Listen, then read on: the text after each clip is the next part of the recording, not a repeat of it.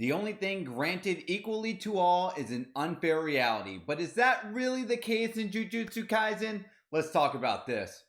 東京都立だったらせめて自分が知ってる人くらいは What is going on, guys? My name is DJ Milez and I'm here to review another episode of Jujutsu Kaisen. This is episode 5 titled Cursed Womb Must Die Part 2. And before we begin with this episode review, if you can go ahead and like this video and subscribe to my channel for more anime content down the road. So if you guys can recall, a few episodes back, I believe at the end of episode 3, they were going to say in this upcoming mission that our first year students had to do that one of them was going to die. No way in hell was Yuji going to die, the main protagonist of this story, unless it would have been the ultimate bait and switch where we thought we were going to have someone like Yuji as our main protagonist for only to reinforce how much of a badass Megumi was and learning about his resolve, which we'll talk about in a second. But alas, that wasn't the case, because if you stuck around until the very end of the episode,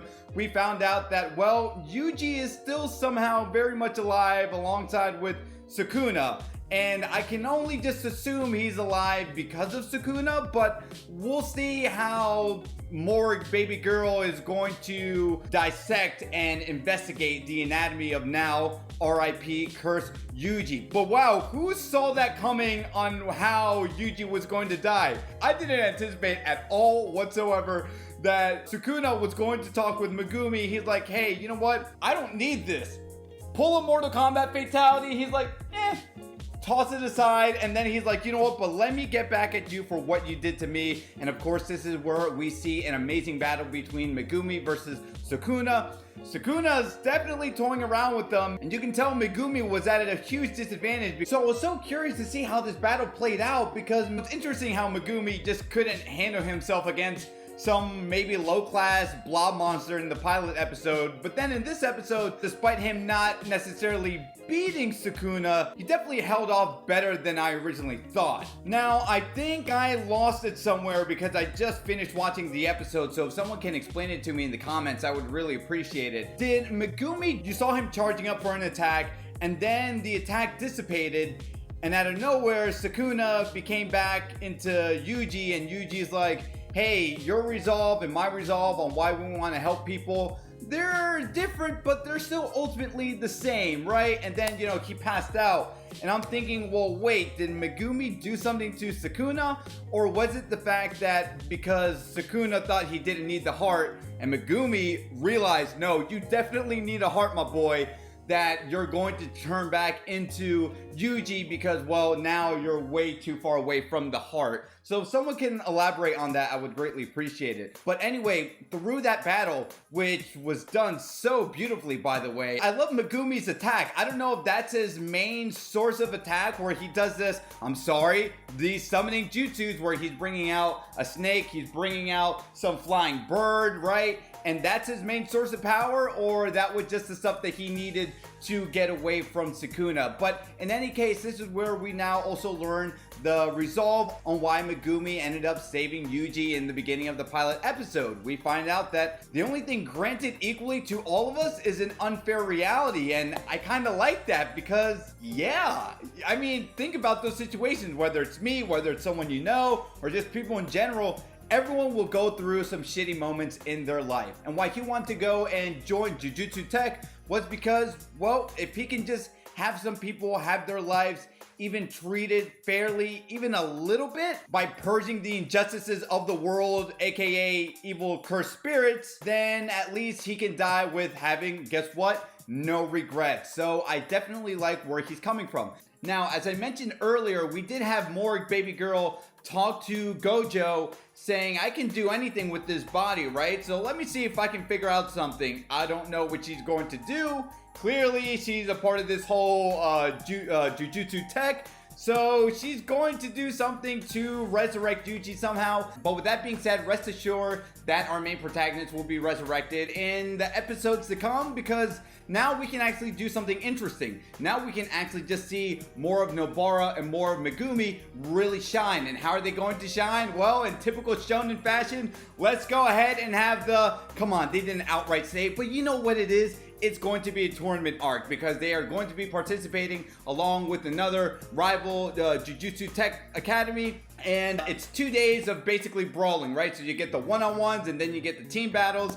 And I do like how Nobara is like, wait a minute, are we gonna play Smash Brothers? Because if we play Smash Brothers and it's the Wii version, oh, I'm definitely gonna whoop some ass. But now let's be real, if anyone's playing Smash somewhat competitively and they say they're playing on the Wii version, nah, fam, nah, I ain't even about that life. Listen, we all know the OGs. The OGs right now, what's the best Smash out there for competitive play? I'll let you say it. Say it with me. Say it with me. I hope you said it. It's Melee. The one on the Switch is very good. You can say the Switch is the perfect balance between the Wii version and the GameCube version, but come on, it's Melee. Anyway, I really like how she said that, and I can't wait to see, well, them just training in general. By who? The second-year upperclassmen. And now this is where we get the introductions of Maki, Inumaki, and Panda. And Megumi is talking to Nobara, telling them, you know, the attributes and their personalities. And they're like, yeah, Panda? He's just a panda. And Nobara's like,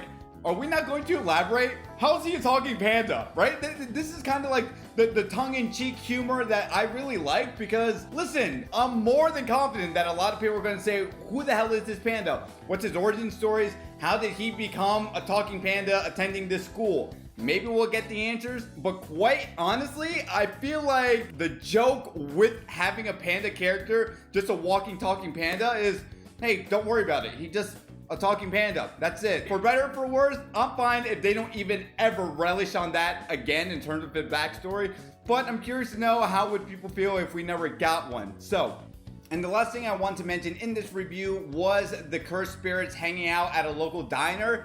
Pretty much upset, or one of them was upset, saying, yo, my boy, did we actually have to sacrifice one of Sukuna's fingers for this little trial mission here that we're about to do? And, you know, his other homeboy's like, yeah, don't worry, because this is the main mission that we got to do. We got to somehow recruit Sukuna to join us, and we got to take out very important vital information, Gojo, who is what? The strongest sorcerer that we know of anyway. And I know he was a badass, and I know he said he was very cocky when he talked to Yuji a few episodes back saying, yeah, I can take out Sukuna. I'd have to work for it, but I can take him out. Goju's the strongest. That's pretty cool. Again, I like his look. I can't wait to see him in action. And I totally forgot to mention real quickly that Gojo was a bit upset that the people or the higher-ups in Jujutsu Tech were playing politics here and not agreeing with Gojo's original decision of eliminating Yuji once all the Sukuna fingers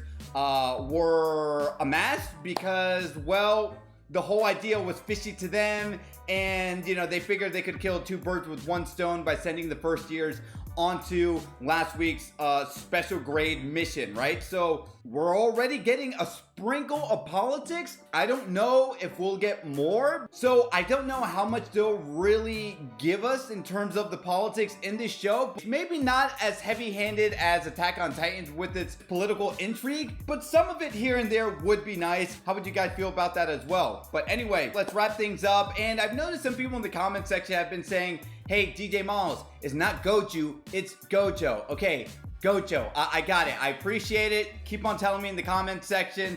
But guys, does it really matter? Like, seriously, who cares? It's like when people say Hunter x Hunter instead of Hunter Hunter. I'm not writing in those comment sections, hey guys, it's Hunter Hunter. The X is silent. Like, who cares? I know. I appreciate you guys trying to help out your boy. But come on, there's so many things to worry about, and that's the thing you're going to bitch at me about. Speaking of and acting really sensitive, this ain't going out to the people subscribed to my channel. This is to the crybaby lollies that somehow had a huge personal attack directed at them because I was comparing so much of Jujutsu Kaisen to every shonen that I've watched and I really liked. And I still said in last week's episode how despite it being so similar to those shows that I love, it's still standing on its own 2 feet. People clearly just forgot that. Maybe some of you don't like hearing comparisons, but because I saw it so much in last week's episode, most of my review was just talking about those similarities so I can get it out of my chest. But I didn't shit on the show. I actually still haven't shit on this show. This show is amazing. Now, they could still somehow God of High School it, but I highly doubt that. So for people crying over the most random things on how I praise this show, shoo. But if you do want to continue and tell me, well, how much I'm going to confuse some names or how you just don't like hearing these comparisons, it helps out with the analytics. So yeah, go ahead, dislike, comment, because you're helping your boy out. But with that being said, for everyone else who actually likes me for me and the content I provide on this channel, don't forget to hit the subscribe button, hit that like button as well. My name is DJ Milez, and as I always say, to be continued, take care.